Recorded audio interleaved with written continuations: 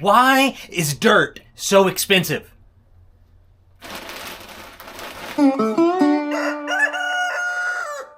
Howdy farm friends, welcome back to Head Family Farm. My name is Zach and today we are out in my wonderful, beautiful window greenhouse. If I do say so myself, I think that it's a pretty awesome place and I hope you'll forgive me for tooting my own horn there. But today I am going to be planting some of these beautiful strawberry plugs that I got from Haas Tools.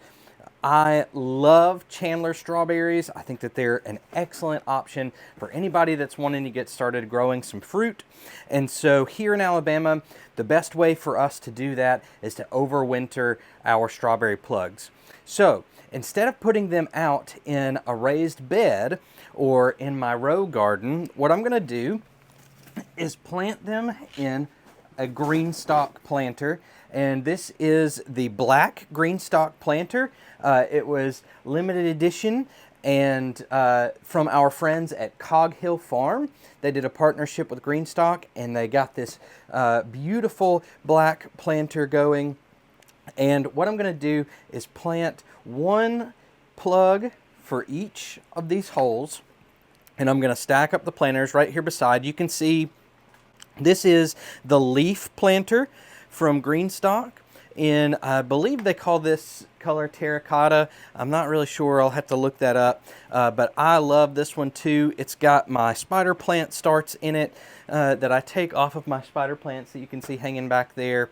I like this setup right here. It makes it easy to take care of them, keep them watered. So I'm gonna do the same thing for my strawberry plugs to overwinter going into 2024. So that's what I'm gonna do here. I've got a base there, a base there. Let's put these together.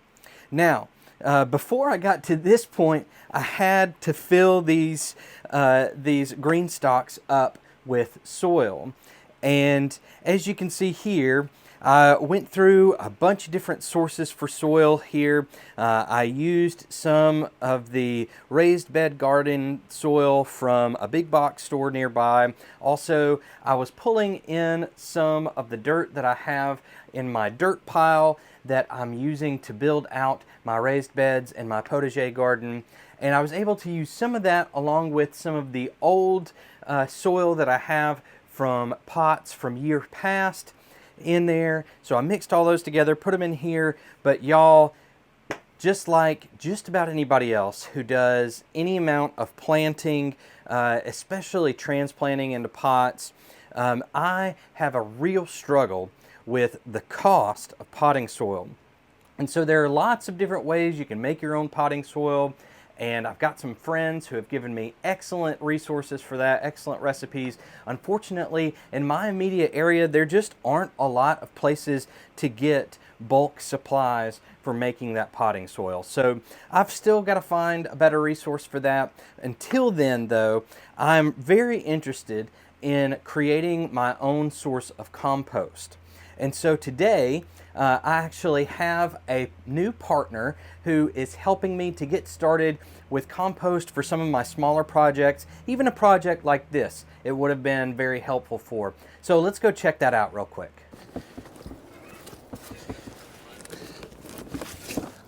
All right, so the folks at EFURDEN sent us this composter that we're gonna put together. It's an outdoor compost tumbler bin. So this is gonna help us to compost stuff like kitchen scraps and that sort of thing. And it'll help us to create some of our own compost. So I'm not going through all that trouble that you saw me go through with filling up those green stalks all the time. Even with our lower quality soil, I'll just be able to mix in some of our homemade compost. So let's open this thing up and let's see what it's like putting it together. Does that sound good, Eleanor? You gonna help me out? Yes. All right. So we've got our instructions here that are going to show us how to put this together. And I think we're going to be able to do it pretty quickly. But let's take a look and see what all came in the box.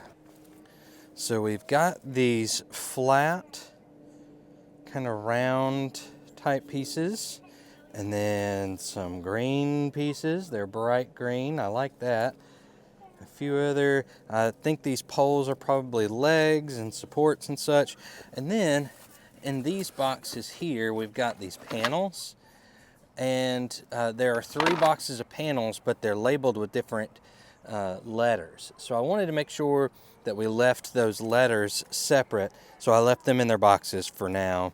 One I had already taken out of its box, so I had to put it back in. So now we're going to go through the process of putting it together and see what that is like. Eleanor has escaped to inside the greenhouse, so we'll see how long she hangs out in there before she comes back out. But let's see, so it wants us to start with our bracket installations. So I'm going to take these bracket pieces and put them all together real quick.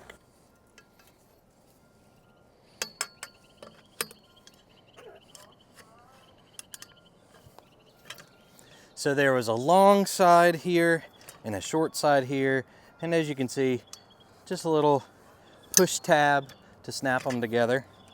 Feels pretty sturdy already. And get the other one done. These little push pins right here. Yeah, little buttons. That's a good word for them. All right, now we need these. Yeah, kind of like you button your shirt. All right, so we got these, you think they're elbows? Is that what you'd call them? Some sort of bracket? I think they would go with those. Yep, all right, hold that one for me. All right, and it wants us to put this part right here. Look, Eleanor, it wants us to put this on the inside. So let's pretend this is the outside here. We'll put that on just like that. So let's do it like that? Yep, just like that. All right, let's put that other one on. Bring it over here. Okay, can I put it on? Sure, we can try. Okay. There you go. Yeah, you got those plastic brackets on the inside. Did you push it in? Good job. All right, do the same thing right here. Is it pushed on? Right here. No, you got to push the button in. Here. Okay, there we go. Good job. Rocked it out. Let's see. Install the decorative covers to the joint panels. Some of these? Yep. So grab. Some of these? Yep. Yes, ma'am. That's what we're going to do. Okay. These pieces, this green piece, and this black piece. And you're just going to fasten that green piece into it, right? Yes. That is, I actually noticed that right away. So we're just going to put this on there. Cool. It could have been just black. Yeah. Well, we're giving it a little bit of a pop, right? Yeah, like my eyes pop with different colors. Your eyes pop with different colors. So you think this is going to make your eyes pop? No. Well, it might make this pop. Here, let's see. Look up there. Does it make her eyes pop?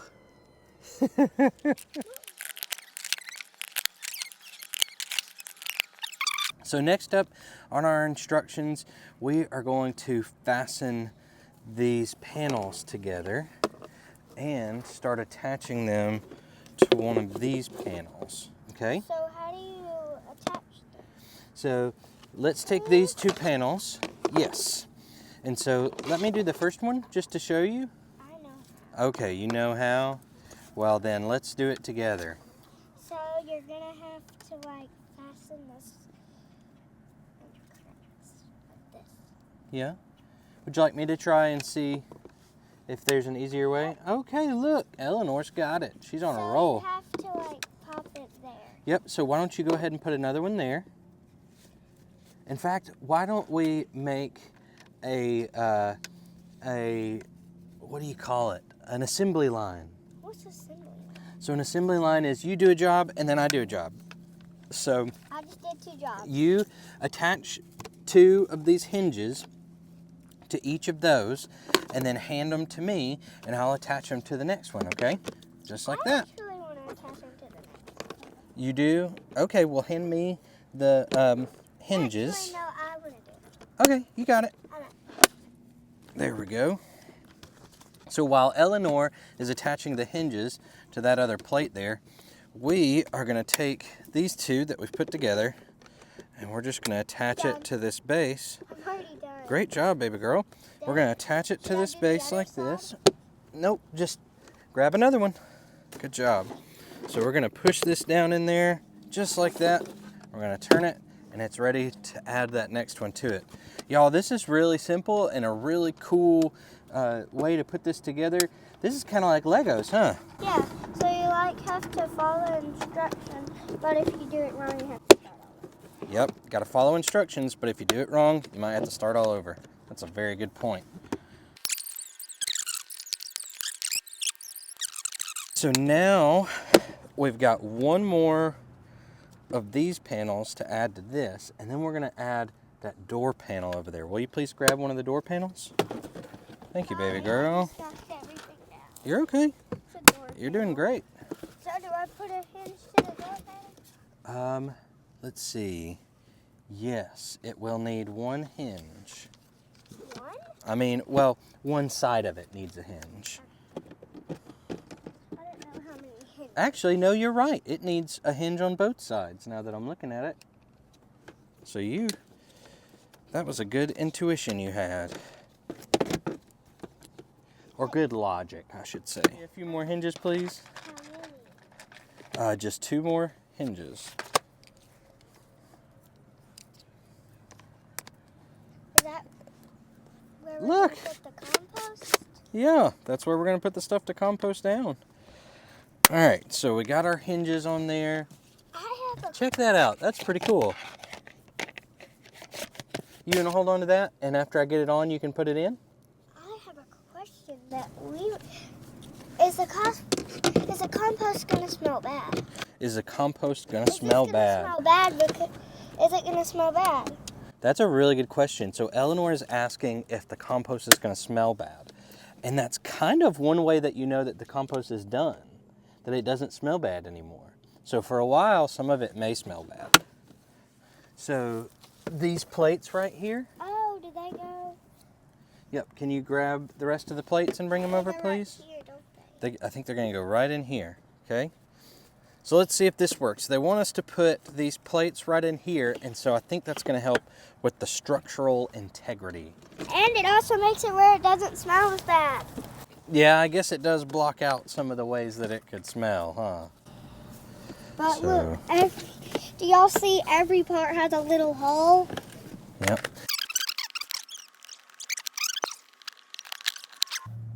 You got it in there? Good job. All right, so let's check and see what's next. So we just put those baffle plates in. That's what they called those. And we finished installing 7 plates. And now we want to align the positioning holes as below and install the other side panel. Okay. Cool. So the side panel, you got it. All right, can you line it up on the holes? 1 minute. Yeah, there you go. You got it. Let me look. Oh, Yeah. now we just smash on the plates. Yep. That one needs a mash. There we go. Check that out. What do you think? So we've got our first chamber finished, and now we're going to do the second chamber real quick, and then we'll put them together on our stand.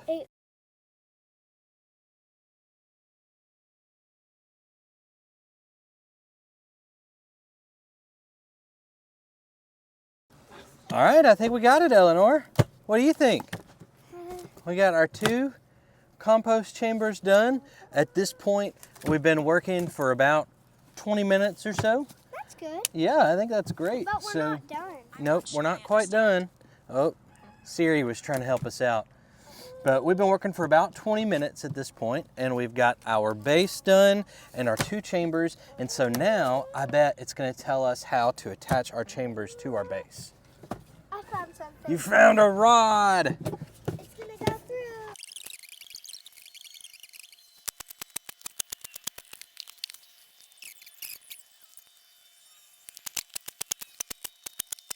So now we're going to lift this chamber up, and we're going to set them right here, and Eleanor is going to put that bolt through the hole at the end of our rod here to secure it onto the stand.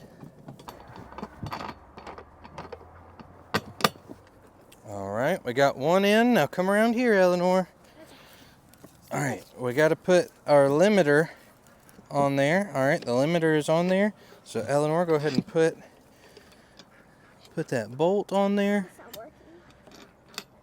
Okay, and now we're just going to put these on. These nuts are going to go one on each side. We're going to put them on finger tight, and then we'll get a wrench and tighten them on a little bit more, okay? Yep, we're going to put them on the bottom of those bolts. Here we go. Let me do the next one.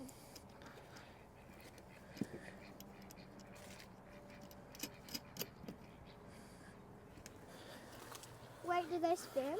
Yeah, they're going to spin. So, like, we're going to make them spin?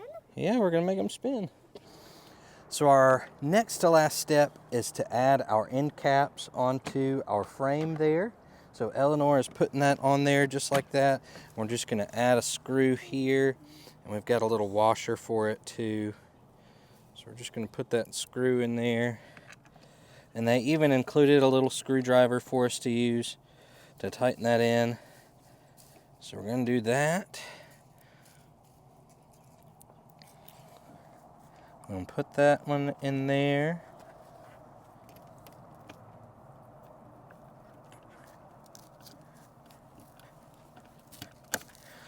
All right, so we got that end cap on there. We're going to do the same thing on the other side, and then we're going to connect these two chambers together. We'll show you that. So we have finished putting together our dual chamber compost tumbler from EFURDEN, and this is the 45-gallon jumbo size, the large size.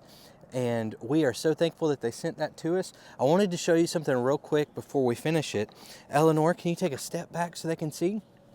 You have an option with these dual chambers that you can either leave them separate so that you can tumble them one at a time, or what we're going to do is attach them here. They sent us a bracket to attach them. So Eleanor, you want to put that bracket on there? Yes. So Cool. So you're just going to fit it right into there, okay? Doesn't it just fit? Does it fit any other side? It just fits right here on the doors. Good job, sweetheart. You just push it in there, and I'm going to put these screws in there, and we'll be all done.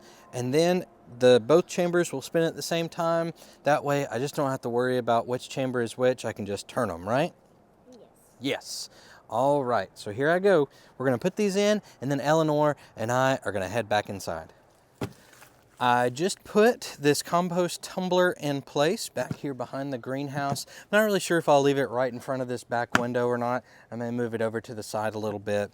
But I just wanted to say thank you one more time to the folks at EFURDEN for sending us this compost tumbler so that we can get started making our own high quality compost right here on the farm. I do have a compost pile, but this is going to make it where I can make smaller batches of high quality compost to use in the greenhouse. So thank y'all so much.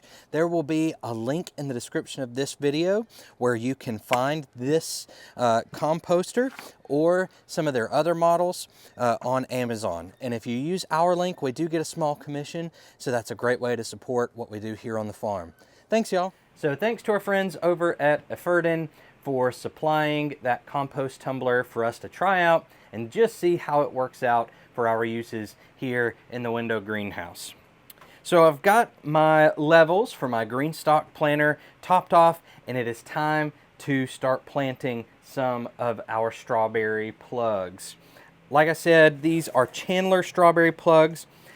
This is my second year getting strawberry plugs from Haas Tools, and last year there was a lot of user error involved. I did not do super well with my strawberry plugs last year. I waited too long to plant them, and so this time I only waited a couple of days, and I made sure to water them each day so that they got off to a good start. There's still some fresh growth down here on the root system, so I think they're still going to do well. They're still looking great, and so let's get them put in here before we have the same problems we did last year. So we're in the greenhouse. Last time we talked about the greenhouse, it was not ready for us to use in any way. I was still trying to finish it up, but now we've got it. It's working well.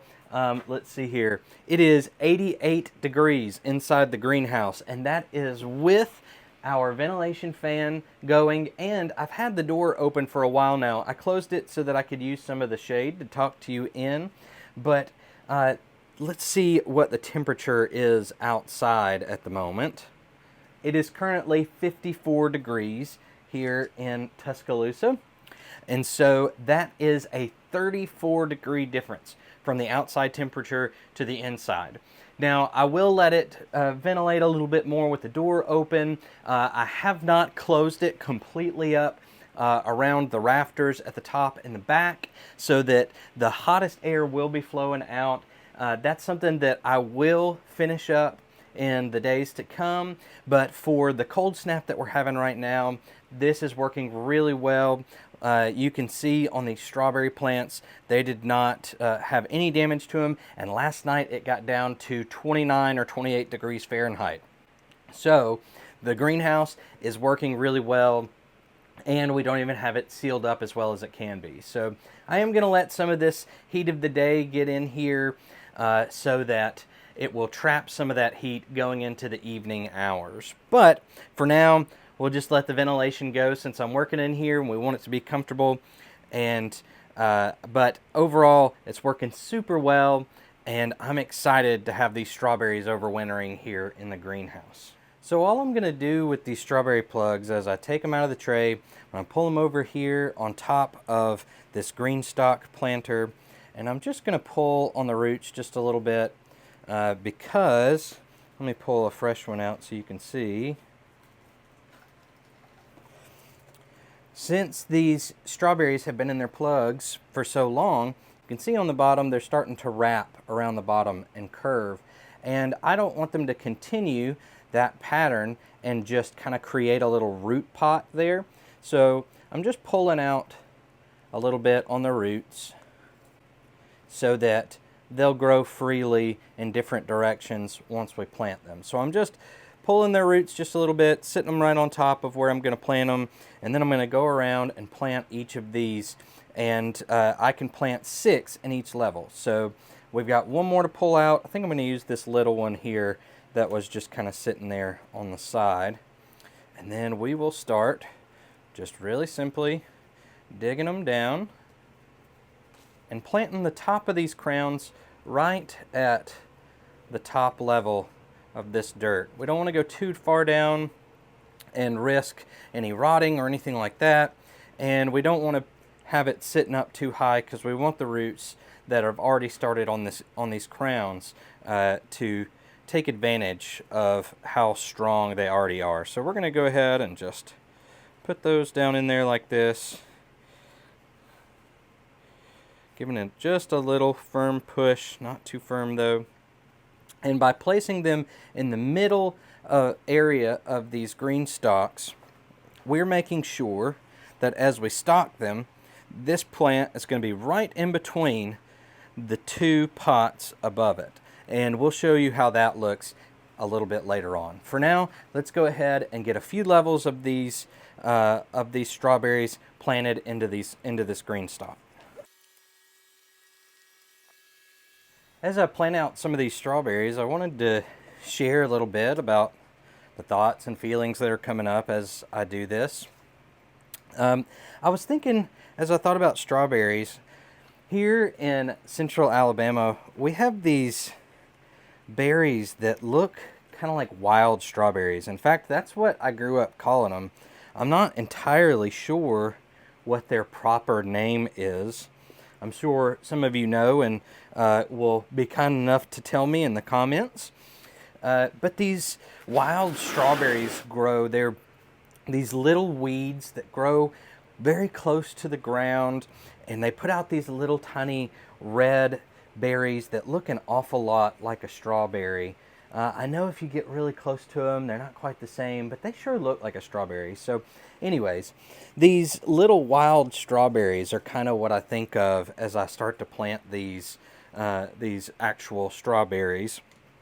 And I think about the first time that I remember seeing those little wild strawberry looking things, and I'm just going to call them wild strawberries. Just take the looking things out for the rest of the time we're talking. But when I think about the first time that I can remember seeing them, it was at my great grandmother's house. So my dad's grandmother, her name was Gussie, and Gussie lived in an older part of Birmingham, Alabama, and every now and then my dad would take me to go visit great grandmother. And we have kind of formal names on that side of the family a lot of the time. I call her great grandmother, I call my grandfather, her son, granddaddy, and I'm pretty sure when I was little I just called him grandfather. And then of course his wife is grandmother.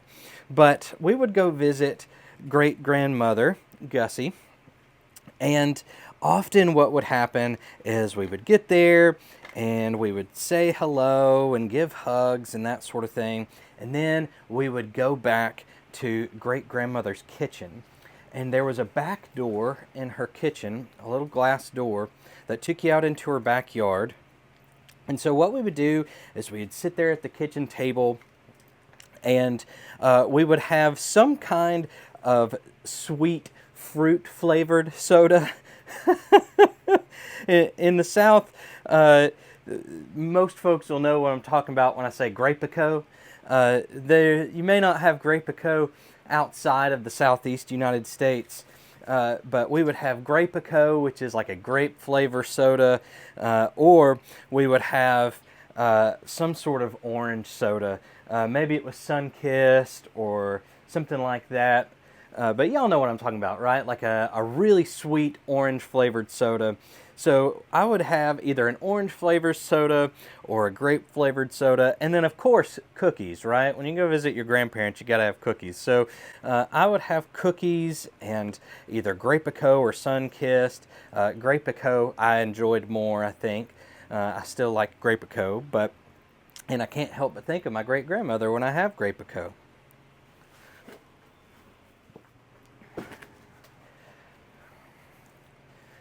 So I remember on all of these visits to see my great-grandmother that I would have that sweet soda and those cookies, and my dad and my great-grandmother would sit in her kitchen and look out the door, and I would go out into the backyard and they could see me through the glass door. I was just kind of a few feet outside of it, and I would play in her garden beds in the back. And at that point in her life, great-grandmother Gussie, she wasn't doing much in the way of gardening. She was not at a point in her life where she could get out and do very much. In fact, I'm not sure that she left the house at all during that time, aside from maybe going to the doctor. She had started dealing with some pretty hefty Alzheimer's symptoms. There was something about that time that I spent playing in her garden beds back there and tying that back into the strawberries. That's the first place I remember seeing those little wild strawberry plants. They would be there in her garden beds, and so I would play with roly-polies out there. That's what we call the local type of isopod here in Alabama. The little bugs that kind of have like a hard shell, kind of like an armadillo, and a bunch of little legs under. Anyways, so I would play in the dirt and play with the little roly-polies, and I would play with those little strawberries. And I just thought that was just a perfect little world, a perfect little setting. And those are some of my fondest memories from that time. Just playing in the dirt with those roly-polies and those little strawberry weeds and spending some time with my great-grandmother and my dad. And I think that little romantic, perfect little world that I was experiencing there, I really think that those memories had something to do with wanting to live a life like this, especially once Eleanor came along, our 7-year-old. I couldn't wait to share those sorts of memories with Eleanor and with my wife Jacqueline. And this place, this little greenhouse that we built, I really think is going to have a lot of those beautiful memories just like that with Eleanor and Jacqueline and myself.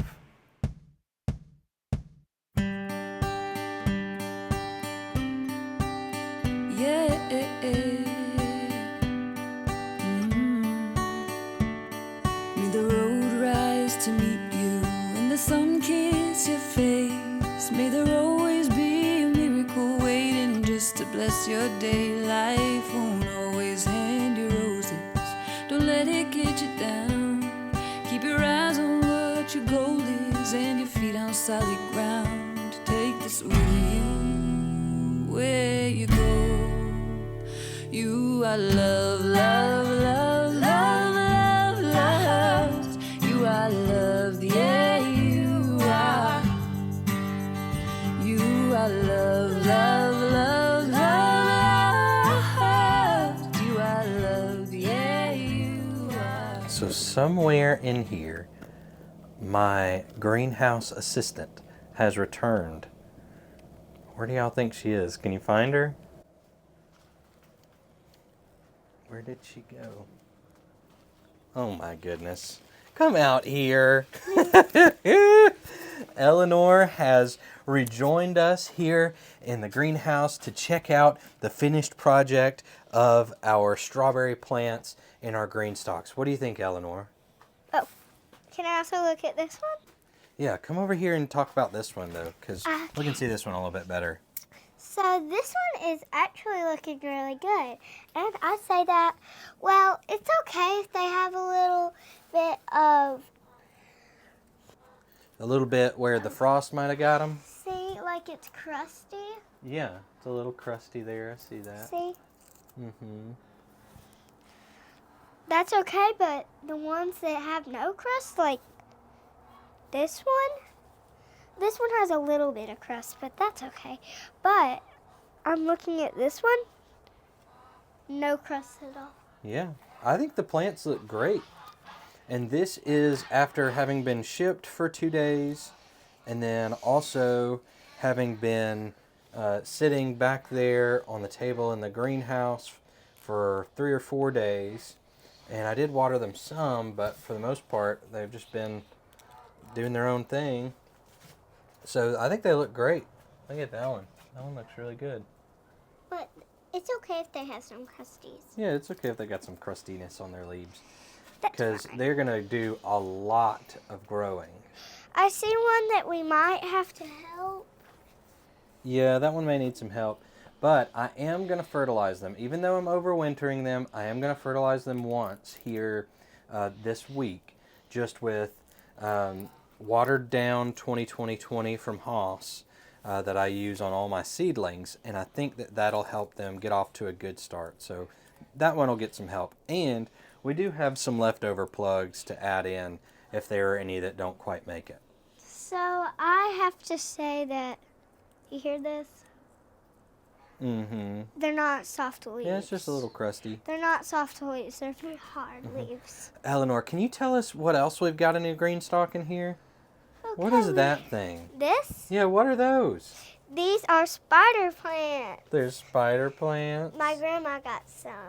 Yeah. Your Mimsy used to grow spider plants a lot when I was little. So Mimsy is my mom. That's what Eleanor calls her.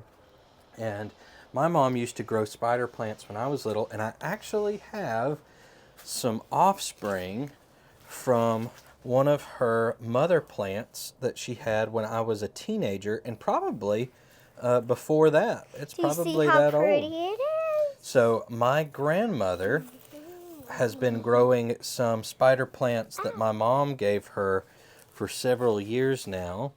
And so Mom's plants, Mimsy's plants are gone, but I got some of the offspring from the descendant of one of her plants. So now I get to raise those up. I just think that's super cool. But these are some spider plants that I got elsewhere that I've started propagating, and they're doing really well. I love those things. What do you think about them, Eleanor? Okay.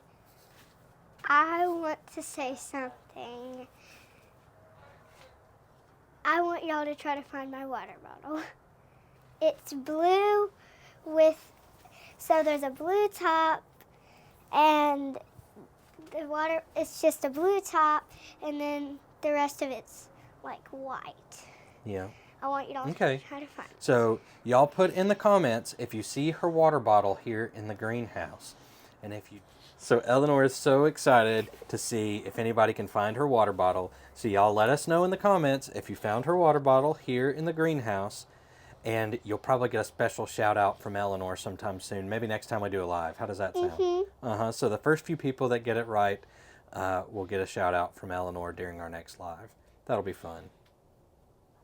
Yeah. So now Eleanor and I are going to finish up our evening here in the greenhouse together and make some more memories. We might replant some spider plants or something. I don't know. We also have some extra strawberry plugs, like I was saying, that we got to find somewhere to plant. You think you could help me find somewhere? Mm-hmm. Yep. So thank you so much, farm friends, for joining us today here in the greenhouse. I am certain that you will be seeing more of the greenhouse very soon. I have a feeling I'll be spending a lot of time in here in the winter. Do you think you'll help me out in here too? Yes. Yes? Well, good. I'm so very glad. So thanks so much for being here with us, farm friends. Y'all have a good one. Oh. Bye. Bye.